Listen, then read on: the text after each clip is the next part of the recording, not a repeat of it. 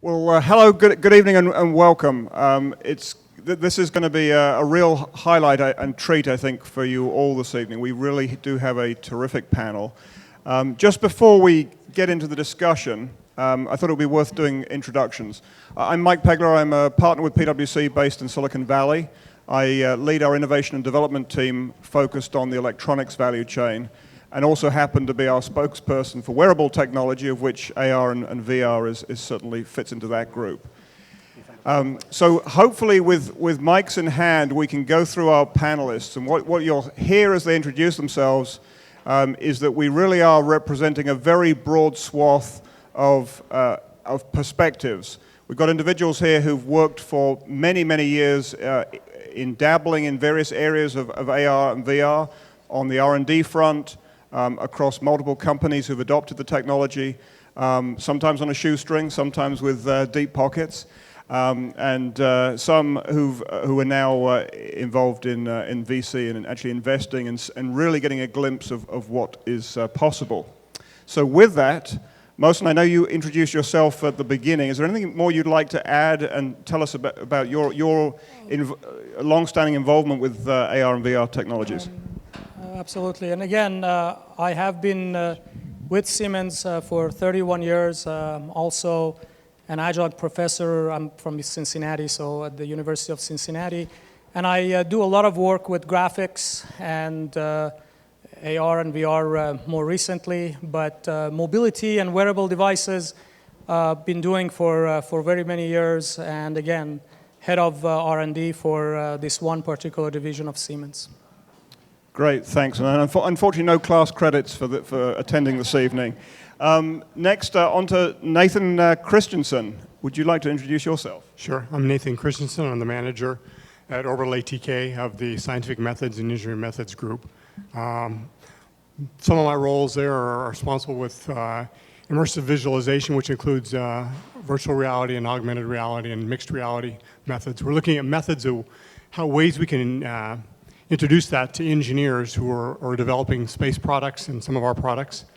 I'm also involved with high-performance computing, computational software, all the products that Mohsen talked about, PLM, CAD, NX, simulation, all the tools that the Siemens sells, and we get from other vendors as well too. Have those responsibilities within Orbital ATK across our organization and across the corporation. Thanks, Nathan. I always think it's important when you're talking about some of these future technologies, it's always reassuring to have a rocket scientist in the room, and we do in the form of Nathan. At our place, we have a saying, we say, actually, it really is rocket science at our place, so anyway. I think you guys have produced about 16,000 rocket motors to date. Yeah.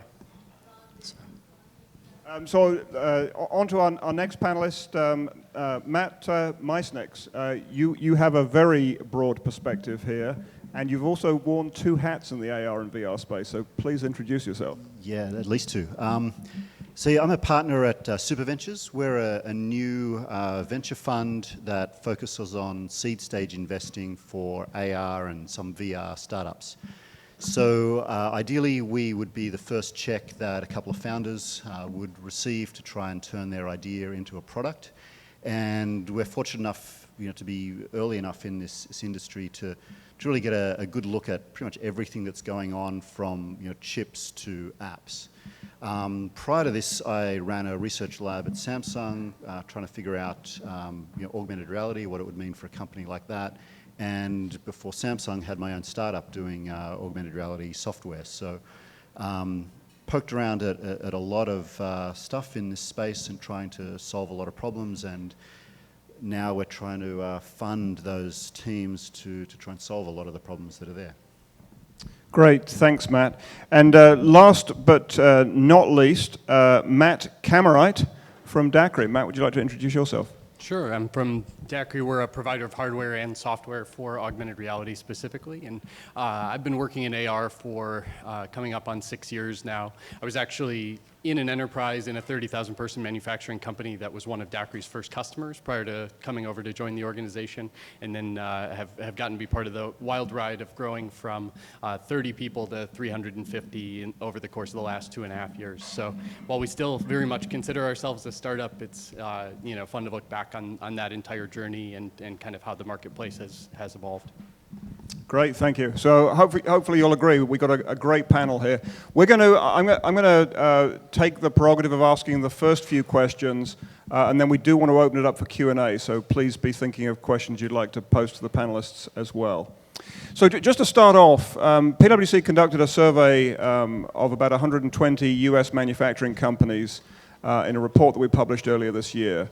And what we found is across that set, and this is manufacturing companies typically in the revenue range of 250 million to greater than about 10 billion or so, we found that a good third are either using or plan to adopt AR and VR technologies in the next 3 years. So it's definitely heading towards the mainstream.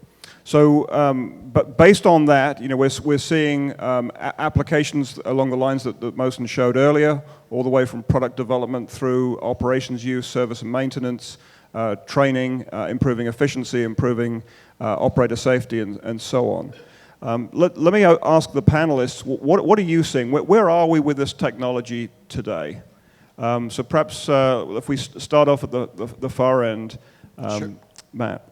Yeah, so looking back over the last few years, I would say, we've actually seen a huge efficiency gain in not just having to explain what AR is to people in the first meeting anymore. And literally every organization we work with now has some sort of program. Sometimes it's a department, sometimes it's a single role, but everyone has some sort of meaningful investment of people and activity around augmented and virtual reality. And so that's a huge leg up, just that mutual understanding kind of coming in. And while there's still a wide variety of different statefulness of those programs, I'm very impressed with how it's come across in the last 3 to 5 years. Great, thanks. Matt, how about you? What are you seeing in terms of the state currently? Yeah, we're seeing pitches every week of particularly companies focused on enterprise manufacturing, and it's honestly one of the two domains that we are particularly interested in, either enabling technologies to try and invent new products, or this full stack enterprise solutions. We don't really believe in gaming or content or consumer type services are short-term opportunities. But like Matt said, a lot of the companies pitching us now are really solving two broad problems. They're either solving like hands-free type of use cases of people on factory floors or in messy type environments, or there's some sort of simulation and training type of use case. And nearly all of them are finishing pilots, going into sort of production rollout. There's no one coming to us saying, hey, we're doing 10 million in revenue a year and we're growing fast. It's still early. But all of them are, they're successful pilots. The metrics are working, the benefits are there, and the sponsoring companies are, starting to step up and back them into rollouts. So. Great, thanks. How about you, Nathan? I think you and I talked about a story earlier where I had our general manager, Charlie Precourt, former shuttle astronaut, came to me a couple of years ago and said, why don't we put together something? As a shuttle astronaut, he spent a lot of time working with virtual reality. And at NASA, that back when he was an astronaut, that's a long time ago, it's probably 15 years ago, about trying to prepare for missions and do things with virtual reality. And you see some of the duct tape and stuff he'd put together, some of the pictures he showed me, and he said, I'd like us to do something with Orbital ATK. Can't we do something? And I said, well, I think we probably could. I'd been out and looked around. Caves are about $1 million, $1.5 million. I said, yeah, I think how much money we got? And he goes, well, how about $50K? I said, well, it's we really can't get much going for that. And bottom line was, we started looking into things. And I said, I saw some things out there. I saw some things in the consumer market with Oculus, some flat panels from Samsung and things that we put together a system for about $30,000 with a Powerwall and with a DK2. Put together some really nice demos and did some things for for about $30,000. And so that's when I realized that, hey, things are really moving here, because VR has been out there a long time. And a friend of mine says, gosh, he said, I was thinking about going into VR 20 years ago. He goes, but it hasn't gone anywhere. So I'm glad I didn't pick that as a career choice. So I think it's really moving and moving more rapidly here in the last few years. You're seeing a lot of change. I think it's becoming affordable. Affordability is the biggest thing. One is how, as an industry, when we're an industry partner, we're not a developer. We're actually building product. So how do we make VR work for us? How do we become more productive? How do we do things better, faster, less costly? That's what we're all about. And if we can take that technology and make us better, faster, make us a better competitor, if we can beat our competitors with it, then that's what we want to do. And I think it's getting to that point where it is affordable.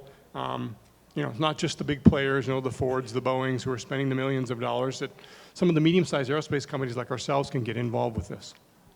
Great. Well, thanks, Nathan. That's quite a feat with $50,000. Let's just not tell too many people that it can be done that cheaply. Mohsen, you obviously talked about a number of examples. Any others that you'd like to add on in terms of what you're seeing today? Well, I just want to mention that I see a fundamental change. Just give you an example. 15 years ago when we were developing apps on smartphones, and we would go to our customers and say, look, this is going to really improve your productivity, and they would say, what's a smartphone? So there was nothing we could do. Things have changed now. Our customers are actually ahead of us. They have these devices. They just don't have applications on them, and they're pushing us. They're saying, we have all these ideas. We have all these use cases. We know that they're going to help us.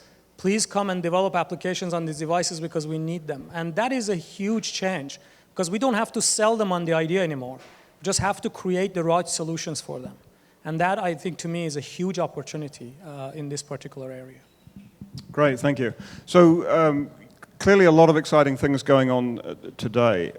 What are you seeing as some of the most promising applications in the near term? We'll talk about the long-term future in a moment, but what about near term? Where do you think are some of the most promising applications? Perhaps we go in reverse order this time, so let's start with Mohsen. Well, I think to me, what I have observed from our customers is the fact that they begin to understand their environment a lot better once they put the device on their heads. And that, I always thought that they're going to get bogged down with the fact that it was different or that it wasn't real. They actually begin to get it. They begin to get a different sense for what they're touching, the fact that they can walk around an object. It's so satisfying to them that they want to spend time in that environment and continue looking at what they have and look at it from all different angles, walk underneath it, walk around it. I think this interaction with the virtual world in this mixed reality environment that we're talking about is the biggest short-term opportunity. I think as we get into it, some of the other things that I talked about, like collaboration, where you can put people in distributed locations in one place and have them talk about the same part and same object and actually do collaborative design, even though they may be in different continents. That's a longer term, but short term, it's individuals and their interaction with these virtual objects. To me, that is a great opportunity. Great, thanks. How about you, Nathan? Looking, I think two areas where I think we're particularly interested in is one is manufacturing training. How do we train our operators and the guys on the floor on the line who are building our rocket motors? Handling rocket fuel is very dangerous. It's not an easy operation. It's not something you just practice with. You want to practice spilling that on the floor and then practice cleaning it up? I don't think so. So we do a lot. We spend a lot of money, a lot of expense trying to go around and do it with empty containers and not turning things on really, not turning on the mix bowls, not doing things. So one of the things we're trying to do is, can we do industrial training? Can we do manufacturing training? Can we teach these guys how to handle these fuels safely and efficiently in a virtual reality where they can make mistakes? We'll actually program in it we've done a pilot program and we did using Unity and using a lot of NX models, so the Siemens CAD models from Siemens NX. Brought those in and built entire buildings and then mocked that up and then had them go through and look for anomalies, things in the past that had caused explosions or fires while they were preparing rocket fuel and preparing rockets. Put those in there. Did they notice those? Did they understand it? So I think industrial training is a great case. In other spaces like Mohsen talked about, I brought some engineers into our immersive visualization lab for the first time. They'd never really done, they'd been working on these models for months, 2-3 months. They built the models. They were intimately familiar with them from an engineering perspective. And they got in there and we put the screen on full scale. It's a power wall. It's got the tracking system on. And they're just amazed at what they saw as they walked around, looked underneath, looked around it, and they're like, hey, that's not right. I mean, these are the guys who built the model. They're more intimate with it than anybody. and they found things that they hadn't seen before, and just understood things better and saw things. Now they're not looking at it, even though they have 3 or 4 displays on their desktop. You know, they're looking at it in full scale. They're looking at it around and under it, and they just have a different perspective of it as the design engineers about it than they did just on a CAD tool and on a standard desktop. Great, thanks. Matt? Yeah, just reinforce the same things. We're seeing the startups that are getting traction, like today, doing visualization, training, simulation. Examples, companies that are doing sports training where the quarterback can run through a play like over and over and over again and just train themselves to react intuitively by running that simulation. Architecture and real estate, building construction companies are able to, similar thing, like walk the customer or walk the engineer through a life-size model and get a sense of what it's going to feel like. Construction companies, like engineering construction companies on oil rigs doing design reviews where they were using, just plans, and now they're actually able to do a 3D model and pass it around and inspect it. Those sorts of things are working today, and they're getting traction and multiple customers, and the startups are wanting to grow because the business is there. Great, thanks. And last but not least, Matt.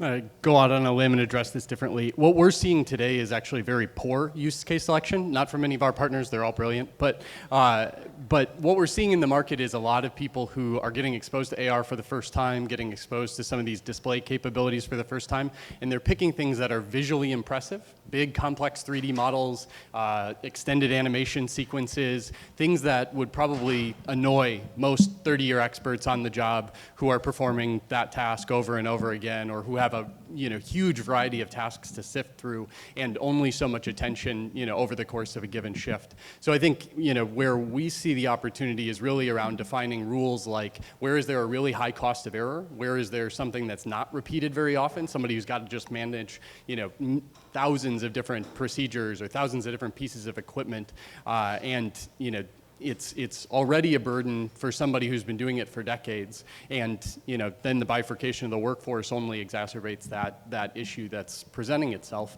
And then actually I'd throw out almost the opposite of the high fidelity content, a low content threshold. Where can you take existing content, bring it in? There are a lot of extensions and plugins that do bring things like JT and Step into Unity already. Both open source ones as well as ours does that as well. But anywhere where you can make use of a lot of existing content to get something into practical application quickly, because the change management problems are just as big to solve as the technology problems, and so you got to run them concurrently. So it's a very good point, and as with so many technologies, it's not just the technological challenges, but thinking about, and I think Motion touched on this earlier, thinking about virtual reality and some of the issues that some users are experiencing with that technology today, those particularly susceptible to motion sickness. I think there's another interesting use case that we've seen. At this point, it's a trial application, but a major logistics company tried, and this is sort of stretching the definition of augmented reality to our earlier conversation. This is using smart glasses in the context of pick and pack within a warehouse, and finding that productivity of the workers in that warehouse improved something like 25% or so. So, huge promise for workers being presented this information. So now let's get the crystal ball out. So again, back to that study I mentioned earlier. So about a third of our surveyed companies said that what they're struggling with at the moment is understanding what the compelling use case is. And for now, they're sort of sitting and waiting to see. As you get your crystal balls out and look to the future, what do you think the opportunities are 10 years out or so in terms of where we can go with AR and VR? I think the biggest issue is everyone's silver bullet hunting. So they're all looking for the same use case across dozens of different industries, or they want to take a page out of somebody else's playbook and kind of benefit from the pilot that they've run. But ultimately, the ones that are going to be most successful are where the most waste and the most pain exists within that organization today.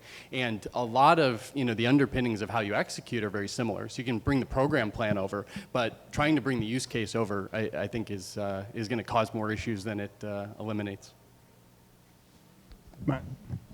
Yeah, I don't think there is a silver bullet. I was working in the smartphone industry since like 2000, and we used to hear this from the carriers all the time, like what's the use case for a smartphone? What's the, the killer app for a smartphone?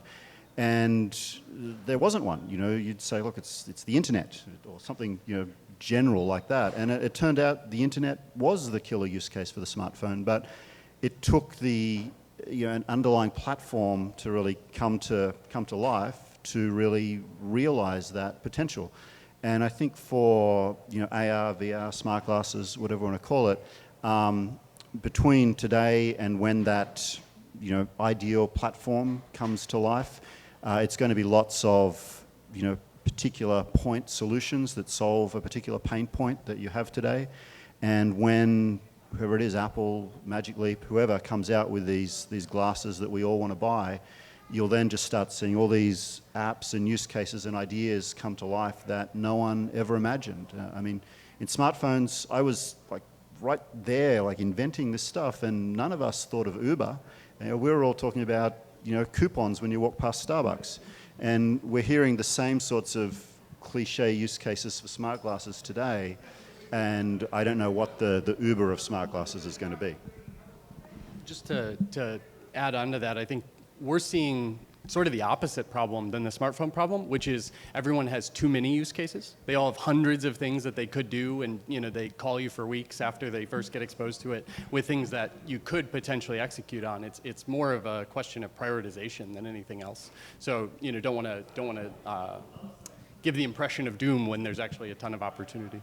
I want to go off script just a little bit. So, Matt, as you were talking about the smartphones and what it really took to have that technology leap forward. One of the keys to success, of course, was the ecosystem. Critical right now in the context of VR and AR. While you've got the microphone, did you want to say anything about ecosystems and the importance of them? Yeah, absolutely. I think the days where we think one player is going to really own every layer of this space are quickly moving behind us, and good riddance to a large extent. I think there are going to be dozens of players at every layer of this stack for quite a long time, and I think people understanding that they've got to work with others in order to be successful, from the smallest to the largest players in this space, is, it's refreshing that people are addressing it that way. It's refreshing that we're having, events to have that conversation. But those conversations have to get concrete quickly, because there's a lot of interesting work to be done, and these programs are, happening right now. So kind of getting past the, what does the future look like in 10 years to, hey, what's the program that's going to be successful in the next 6 months is where the partnership discussions really take off. Great, thanks. Anyone else want to chime in on ecosystems before we go back to the long-term question? No one knows. I mean, there'll need to be developers, there'll need to be apps. The winning vendors will need to be able to be the best vendors who can support the developers to build great apps. I don't think anyone will be able to have a completely vertical, completely closed ecosystem.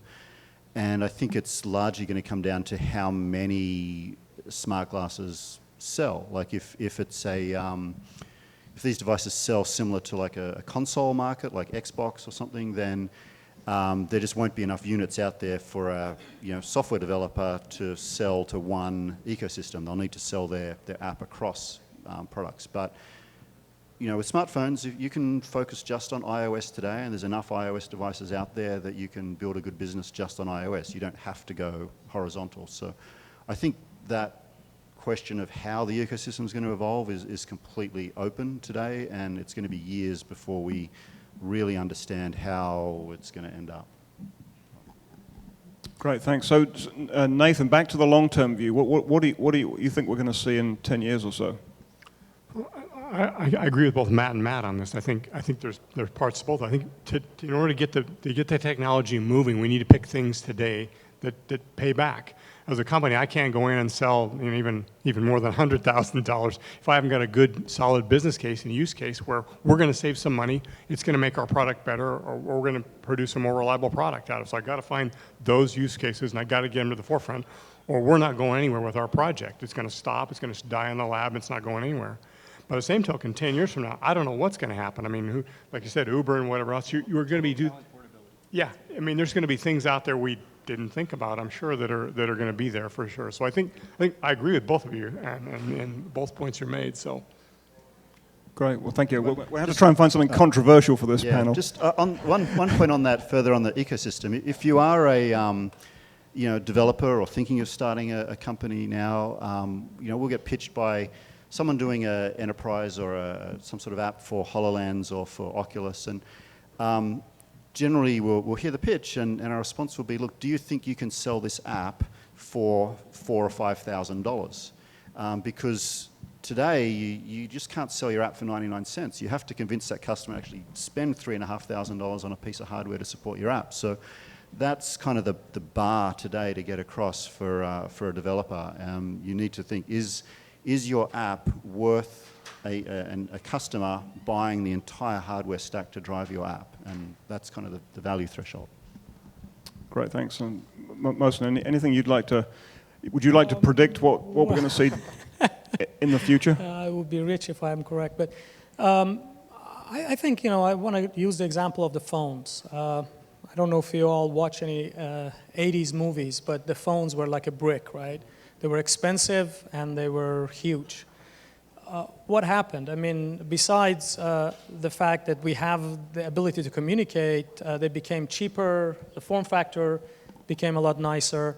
And I think this is what's going to happen with these wearable devices. I can see in 10 years having basically a piece of glass in front of my eyes and being able to socialize with individuals that are all around me, and we can share this mixed reality world that we were just talking about with each other, and we can all participate in it.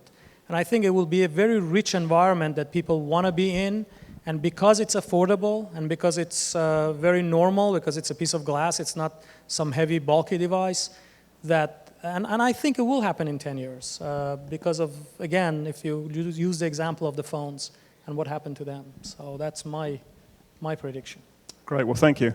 So we've talked about what the future may hold, both short-term and long-term. Thinking about having, in the case of this panel, our customers make money. Where do you see the opportunities are in terms of ROI or competitive advantage using these technologies, AR and VR? I think what we're seeing that's pretty unique about AR and VR is that almost everyone is focused on revenue generating opportunity around it. So the cost saving stuff is sort of proceeding in parallel. They're looking at those use cases, smaller program teams actually around that. But I think, whether it's the economic climate for the last few years or whatever, or it's just more fun to make money, which is probably always true. But the focus is really around productization, service layer on top of it, and generating revenue rather than a focus on cost savings. I think everyone's squeezed every penny they can out of lean manufacturing and process improvement and a lot of these elements. And so they're looking for where's that step change. And I think a lot of it is in new service models, more distributed labor approaches. Great, thank you. Matt? It's a good question. I mean, the startups pitching us are more going for the cost saving, getting fewer errors, better productivity out of their teams. Customers will make a product out of it. Yeah, I'm sure. Along with some of that, I don't know if you want to call it novelty or gimmick or sort of a bit of polish on their sales pitch. To help sell the product that they're trying to make. So. Nathan, how about you? It's an interesting challenge because that's kind of what I'm having to do is right now is I'm going through a budgetary process and I'm looking at next year's budget, and my VP is saying, well, okay, what are you going to do with it? What's your business case? I said, well, my technical guys are like, hey, we need a Vive, we need an Oculus, we need this, and he's like, well, what are you going to build with it? What are we going to do? How are we going to save money? So we're trying to build that ROI. I was talking with Mohsen earlier I brought a list of questions, by the way, from my team that they said, hey, talk to Mohsen about this and tell us what Siemens is going to do so we know how to pitch this case. So I think it's true. You got to put together an ROI. I mean, you got to be able to at least, not necessarily put it together, but you got to have a story that's going to make you profitable in the end and save your money, or the technology is just cool stuff otherwise. I'll save you a bunch of time. If you avoid $1 million error, you can buy a lot more devices than if you save 10 seconds on every task. And that's one of the use cases we use a lot. We're not so much about saving a penny or saving $1. I mean, aerospace, it's expensive, okay? By the time you measure it, you've spent it. Right. And so for us, it's about precision, about getting it right the first time. You get it up in space, it's hard to change. You blow it up on the launch pad, it doesn't, you don't, you know, that's a big revenue loss for us. The political implications, and from having a catastrophic event, you know, we had one here a year ago in November, Wallops Island, yeah, and I think, you know, I mean, those kinds of things are really, really, I mean, so if we can avoid one of those, then, you know, you can spend a lot of money up front. So, again, it's about building a business case that either makes your product better, faster, cheaper, or more reliable. Thanks, Nathan. So Mohsen, you have the privileged position of seeing and speaking with many companies engaged in this technology. What are you seeing in terms of the real drivers for ROI? Well, I think Nathan has already touched on this. What we are seeing from these customers is they've already been convinced that their workers have a better understanding of what they're dealing with when they are actually can, if you will, touch the virtual objects. They're 3D, they're real instead of being jailed in the 2D screen. And I think that intuitiveness that comes, that understanding that comes, eventually ends up improving the quality of the products that they're creating. And this is what they see as the return on investment, that they can reduce cost, improve the quality, and this is a technology that can give it to them, and they have been seeing it because they have these devices that at least they can get some kind of a model in. They're already seeing people have a different type of reaction and understanding of their environment when they can walk around it and look at it. Exactly as Nathan says, this is what I'm hearing from a lot of our customers, regardless of which industry they're in.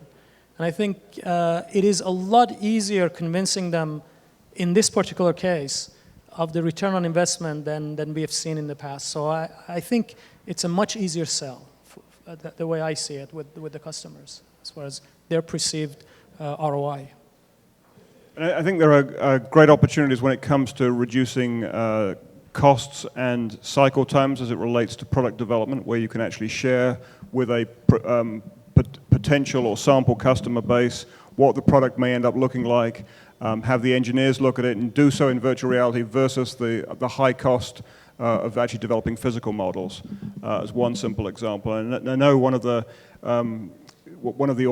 promises of augmented reality in the manufacturing workplace, particularly, for example, in a process-intensive industry, is the ability for workers to be able to follow instructions presented to them on a screen and essentially being able to perform tasks that are above what they may have been trained to do. And we were talking earlier, Matt, about in regulated industries being able to do so in a way that allows the system not only to ensure that they're executing tasks by the book, but that the tasks they do execute are being recorded, which is required in some industries. Drug manufacturing was one example we discussed. Yeah, and even upstream of that, making sure that the right person in the right state of mind is getting the right task too, because even before they perform that and you pick up anomalies or have to sift back through the compliance data capture that you've done throughout that process, if you can tell that someone is stressed or confused prior to undertaking a task, and you can have them go through an attention challenge or something else to prove that they're ready to perform that really critical operation, or if not, connect them to an expert to help them with that. I think it's that kind of layering, that you're going to see both with human-to-human interaction and human-to-AI, human-to-bot sort of interaction that'll become just more and more subtle. But that, kind of erasing the barrier between what you know and what you could know. Those things that today require you to get a device out and do a search or go through an index. Great, thanks. Did you want to? We have a lot of folks in the audience working across a variety of startups. So one question is, it sounds great what we've been talking about, but there are a number of technical challenges. What do each of you think are the major challenges that really need to be solved, and potentially there are folks in this room here that could help solve them? Mohsen, would you like to start? First, it's the limitation of the devices. So if there are anyone out here that can build better hardware, please step up, because we know that the perfect device doesn't exist yet. We either have devices that are tethered or devices that are not tethered but have a lot of limitations with the field of view, with the memory. I mean, if you look at, for instance, the HoloLens that we have out there, most people don't realize that it is a 32-bit operating system, has only 2 gigs of RAM, has only 33 degrees of field of view, and all those are really limiting to us for doing the type of things that our customers are demanding of us. So I think hardware still has ways to go. Then on the software side are some of the things we talked about. The fact that, for instance, the biggest IDE out there, the integrated development environment out there, doesn't support some of the formats that people in the industry use, whether it's STEP or JT. So we have to resolve those challenges so that it becomes something that everyone can pick up and start doing what they do instead of having to spend their time getting a file format to be understood by this particular engine. So those are just a few of the things that we deal with. Then it goes with the cost.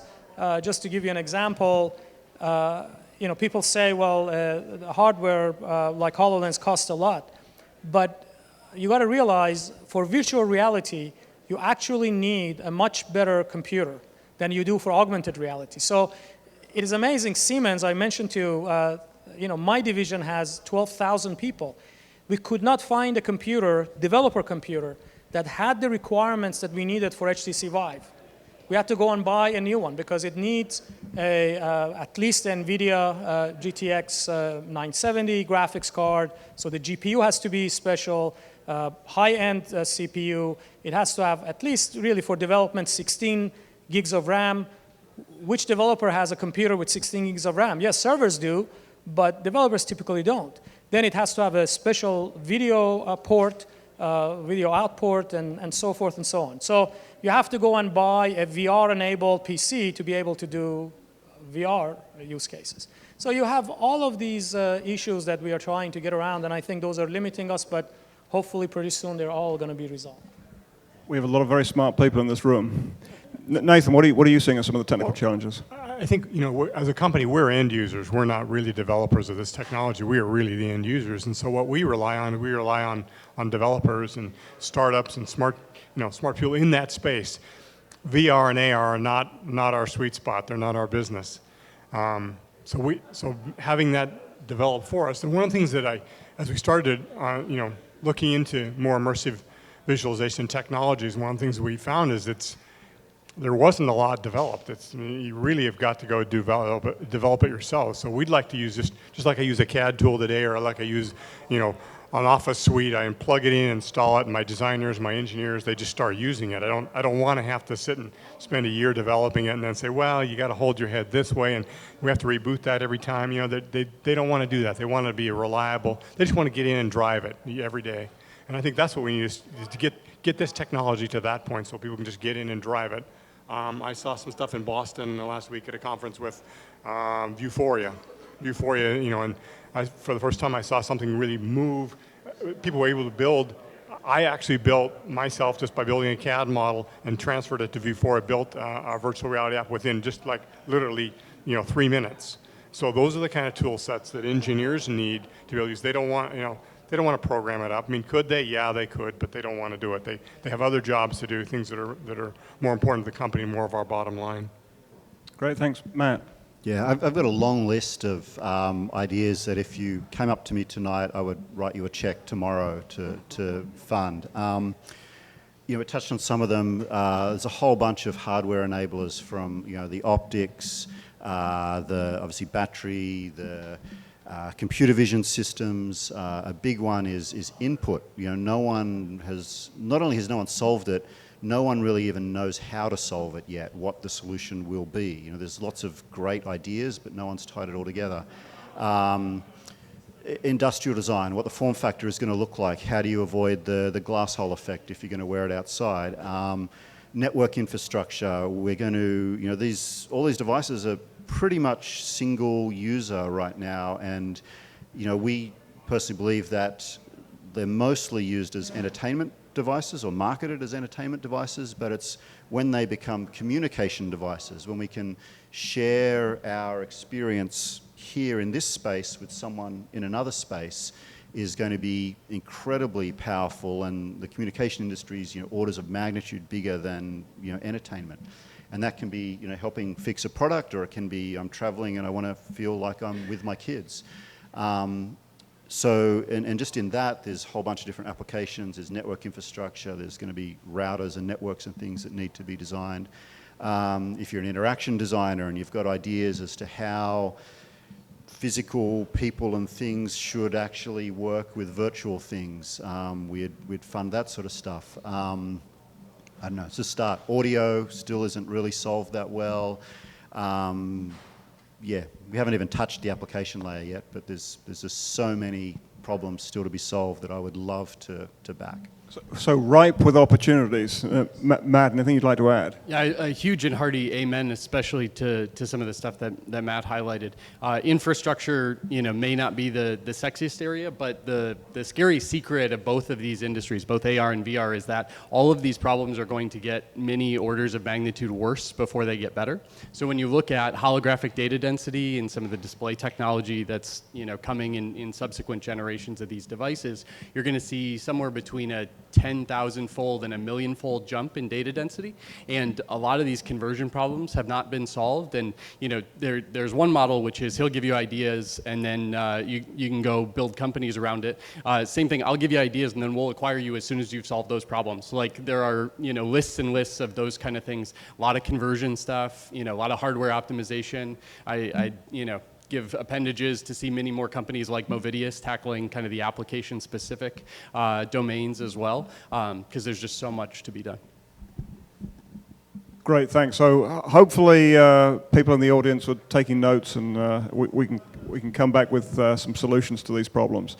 Now, everything we've talked about thus far, we've really lumped AR and VR together, but there are some subtle differences when it comes to implementing the use cases for AR versus VR. There are differences. Perhaps we can start with you, Mohsen. What do people need to be aware of? Well, I think I mentioned there are various aspects. So first of all, you need different development hardware to be able to do VR versus AR. But there's also the user experience that you're needing to create, because again, fundamentally they're different in the way the user feels about the environment that they're in. As I mentioned during the talk, in one case, you're actually doing your best to separate the user from the real environment, whereas in the other case, you want them to be fully aware of where they are at. So there is the user experience aspect that's different. It's the hardware that you need to do development that's different. And of course, the device that you use at the end is going to be different. And I think, to me, we eventually are going to get to this mixed reality world where we will be able to kind of take advantage of both of these and take care of some of the motion sickness issues that people have by giving them a reference frame and so forth and so on. And I think those are with augmented reality, for instance, you have a lot less issues with motion sickness because people have a fixed point of reference. The room is available to them. With virtual reality, I think Nathan was telling me that they have astronauts that have been in G-forces, and yet they put this thing on, and after a few seconds, they have motion sickness in there. And that to me is kind of amazing that people can get like that. I think if we don't solve those issues, then people are not willing to play with in those worlds. So I think that's one of the. Thanks, Nathan. Well, I think one of the things that I didn't really understand and think about was the content preparation, the user experience when you're trying to prepare that. Much different between AR and VR as we prepared. I worked with some of our industrial training people to put together some of the demos and things that we did. And like we wrote completely different storyboards for each one. And I just thought we'd kind of do both. And, a bit naive on my part, but we learned that it is quite different in the experience of what they do. So again, from an end user perspective, and you're trying to prepare what the user experience will be a lot different. You need people scripting it, writing storyboards, doing things, how they interact, what's the information you'll display back, what do they need to know, what are you trying to teach them, what are you trying to have them understand from it. So that's quite different. I back on the point, I think it's one of the biggest challenges with VR that we experienced was this, I would say probably about 20% of the people that we put through our lab experienced some form of motion sickness. And I worked in it for, even a couple of months, and then all of a sudden one day, I don't know what happened that one day, but it hit me and I got sick and I almost had to go home because I was kind of poo-pooing everybody else, oh, you're just lightweights, And then, like you said, we have our astronaut who had done this before, and he goes, yeah, I'm a little queasy, he said when he finished up one day. So, I think those things are challenges that have to be solved. They're different. I haven't had that same experience with AR. It seems to be more, you're more aware. It's just the motion sickness doesn't seem to be an issue with AR from what we've seen. Matt, anything you'd like to add from a different standpoint? Not too much. Okay. From the shameless pitch for AR standpoint, I wish that people would use the physical world more. I think when you look at a lot of the motion sickness issues, look at a lot of the change management issues with getting people familiar with this and into the device and comfortable and kind of setting the scene, there's a lot that our existing hardware, our physical anatomy does for us in those categories. And so things like, playing with people's expectations and cultivating attention to things that defy physics, for example, in AR, is a good way to sort of, thin slice those opportunities. But, the more that we get to kind of an interchangeable landscape from a content standpoint, so we avoid that fragmentation issue, the more people will be able to play with that. But my guess would be less content, less, stuff in the field of view, and more of the real world for a lot of different reasons. Okay, great. Well, we've been talking a lot, so this is the point where I do want to throw open the microphone to the audience. So any questions for our panelists, and feel free to direct them at either a single member or the entire panel. Yeah, go ahead. Sure. So, you've been drawing a lot of parallels between, the smartphone evolution and the VR, AR, right? I think I see one difference. I mean, in smartphones at least, it got popularity on the consumer space first, and, it got economies of scale there first, and then it went into enterprise and industrial, right? But in VR, I mean, we don't even have the 1.0 version on consumer yet, but it seems like we're trying everything at the same time. So are we sort of, putting the cart in front of the horse here? So that's one question. I have a follow-up question. I'll ask later. Yeah, I don't think we've achieved the overall sort of quality of experience across the board. And when you look at sort of the tipping factor on the consumer side, it's that everything is easy, everything is pleasant, everything is cheap.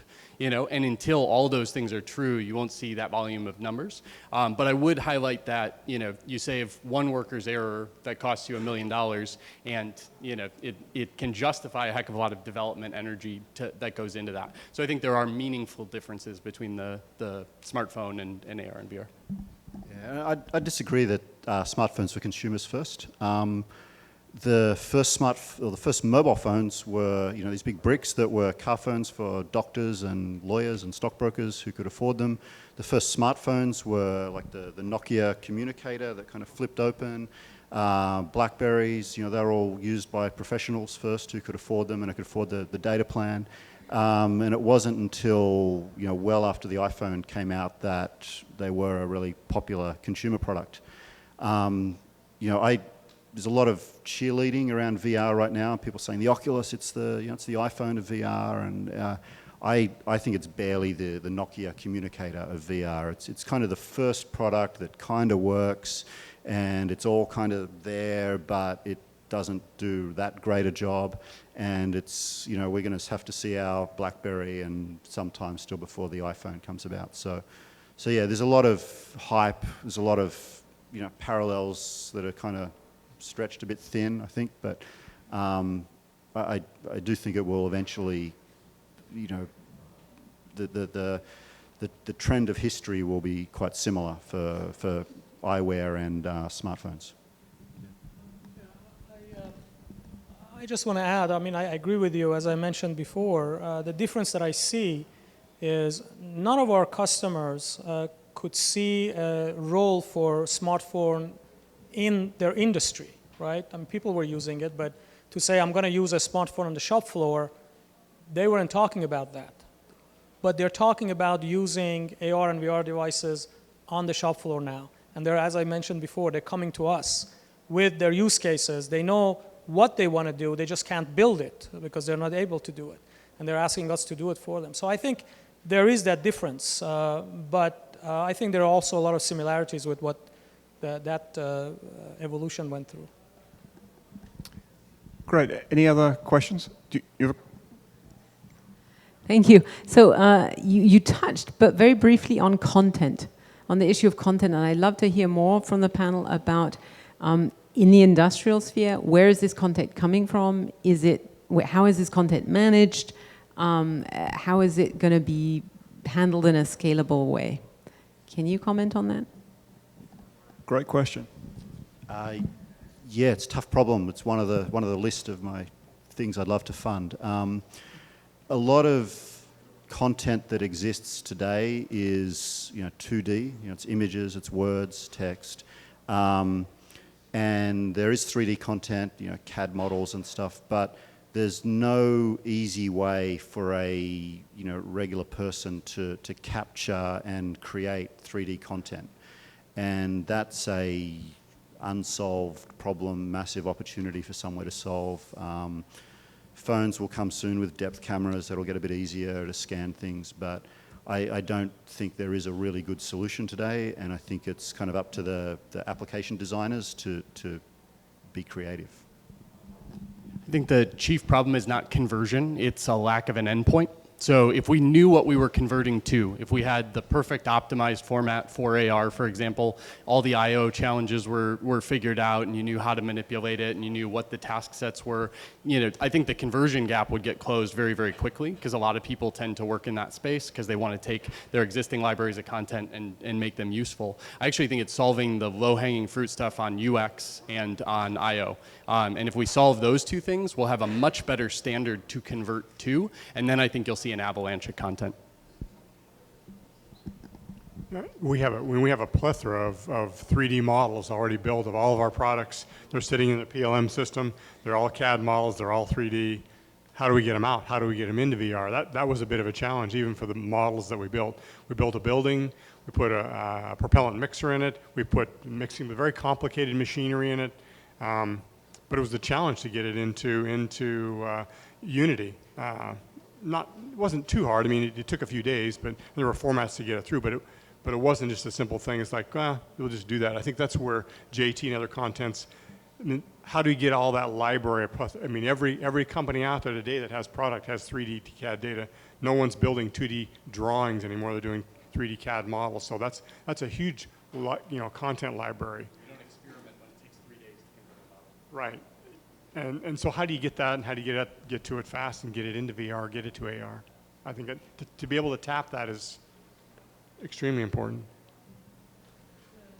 I think I want to add to it. I think that's a great question. The difference that I see is the issue is not just the 3D model. It gets old. I mean, I've had HoloLens for a while, and great, you see the 3D model. But then you ask questions about, okay, what are the work instructions? How about the product and manufacturing information? What about GD&T, which is geometric dimensioning and tolerancing? What about additional information about how this was built? What is the material properties of what I'm looking at? What material is it? So I think the amount of information that you need in these worlds goes well beyond just 3D models.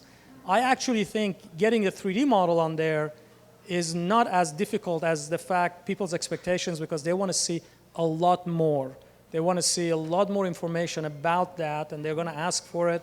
And we have to kind of connect the dots to be able to display 2D, 3D, GD&T, be able to display it so that as the user is walking around the part, things are facing them that they are interested in, they're not hidden. And I think it's going to be frustration if they don't get access to not only having all that data available to them, but also visible and viewable in the world that they exist, because they don't want to have to take this thing off of their head, look at that, and then put it back on to see the rest of it. I think they want that continuous environment to do their work. And as I said, if you're on the shop floor, you need all that information available to you. And And I think that's what they're going to be asking for, to have the availability. Great. Any other questions? One in the back. Yes.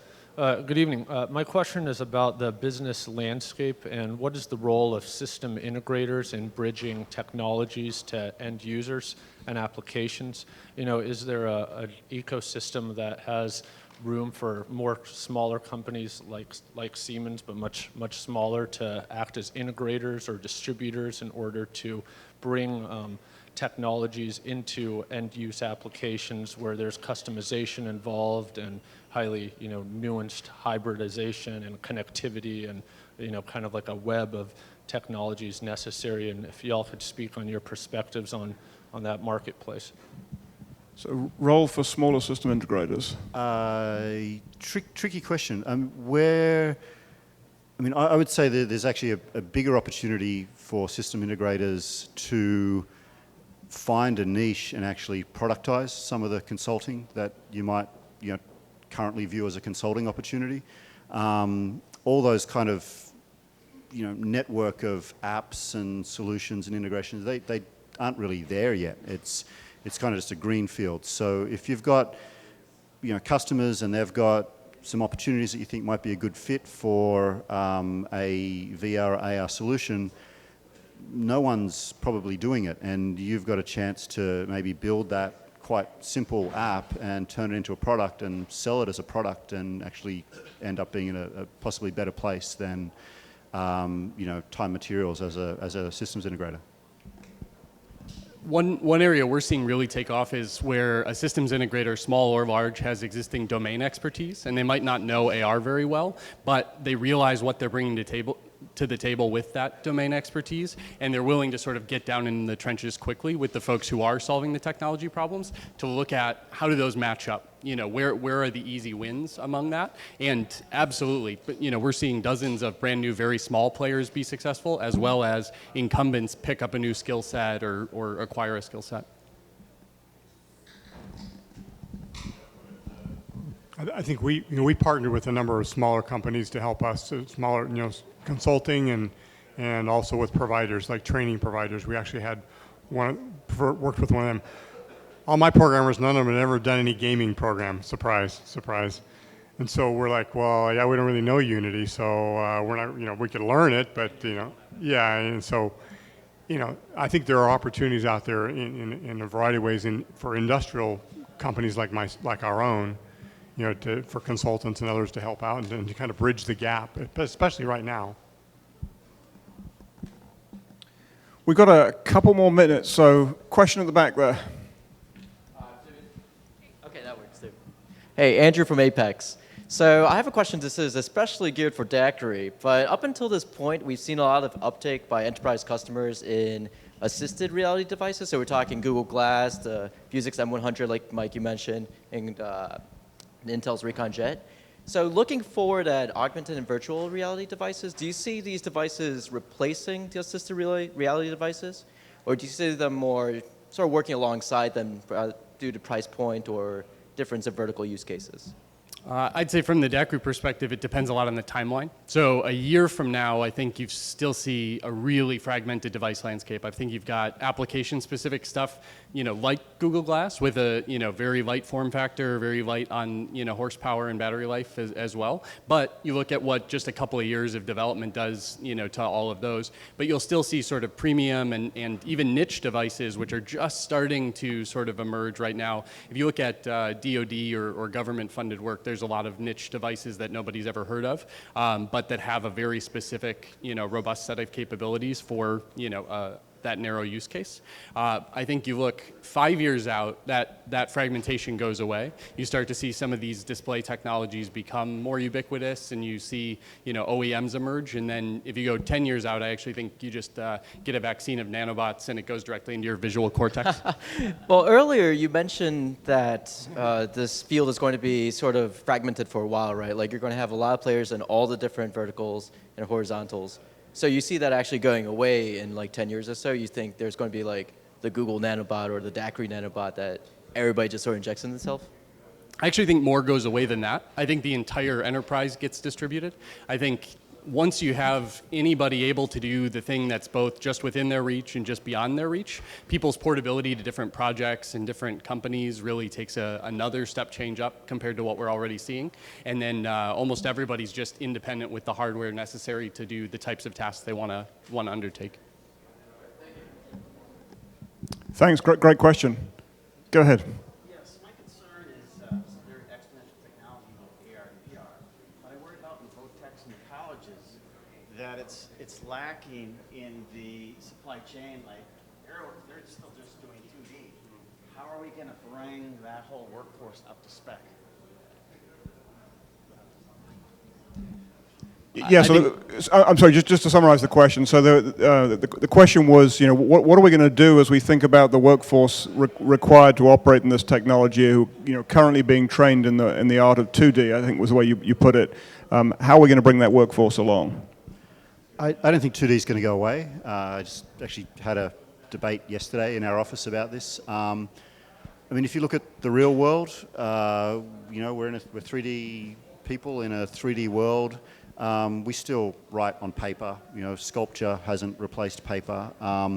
So I think there's always going to be a mix. I think that eventually the UX and the GUI of these eyewear products is going to be natural enough that you're not going to need to be a 3D expert in order to get your job done if your job involves writing things down and sending them to other people. It just might be a more natural type of communication. So that's my take. I think the education model has to flip to meet the pace of change. And you're seeing some of that. They're pulling in some of the expertise from industry. But I think where 10 years ago, it was easy to say academia is X, number of months or years ahead of industry. That whole paradigm is just a jumble right now in terms of who's ahead in what categories. So one of the programs just comes to mind. I have an extern, for example, this summer. So it's a high school teacher who's coming in and going to work with my my statistician in my group, and is going to do some mathematics, do some of the mathematics we do, again, to try and give her some exposure so that she can take it back to the school. I mean, there's one way maybe. We do a lot of interns. Every summer we have a whole program of interns. That's a great way to bring them in. But externs, if you've seen The Intern, the movie, it's a little bit like that, I guess. That's kind of bringing someone in at the high school level, a high school teacher, to come in and kind of experience what's happening in industry. How does that become relevant with what they're teaching? And again, starting a little lower level at the high school grade level. So I think there's opportunities out to do that kind of thing. I think it's up to companies to reach out and do that. I mean, we have some state funding to do that. So the state actually funds the high school teachers and pays their salary while they come and work for us. And so it's not, we don't get much, I wouldn't say we're going to get this giant valuable content out of somebody there who's working for free for the summer, but it's an exchange program where hopefully we pick some things up, we infuse some things back in the community, back at the high school level, and that pays back to us as we eventually get graduates back out of college. So. Well, I know we're at the top of the hour, so thanks. Did you want to add anything more? Just to say, I think along the same lines, it's about productivity improvement and convenience, right? So when people had to go back, again, go to the shop floor, if they wanted to see something, they had to go back to their workstation to see the numbers and then come back, and they said, well, this is not working, so give us something that we could use right at the point of, say, inspection. So they started carrying these tablets with them, right? And it's the same thing now with these devices that they can wear, and they can leave their hands free. Their work instructions would be in front of them. And I think once the convenience comes into the picture, people tend to really go towards it. And the issue of training is not as important to them. We actually get people that used to look at paper to work with computers that had never worked with computers, and this is several years ago. And we thought it's going to be really difficult to do it. But they could see that it's going to help them. They didn't have to carry these massive things that they were actually would get them in trouble because this version of the paper was different than that other version of paper that other mechanic was using. So they said, oh, this is good because we have the same copy on all these machines, so we avoid trouble for doing something different than that and all of us getting in trouble. And I think this is what caused them to say, yes, we want to go ahead and learn how to work with this monitor or this tablet. I think the same thing would happen in this case. So I'm not worried that people are going to have trouble with it. I think the convenience and the ease of use would win. Great. Well, unfortunately, we are out of time. I do want to thank our panelists. We only represented 2 letters in the alphabet in our first names, but you got a lot of diversity of opinion and many perspectives across the AR and VR world. So, panelists, thank you so much, Matt, Nathan, and Mohsen. With that, I'll hand back to Sarah.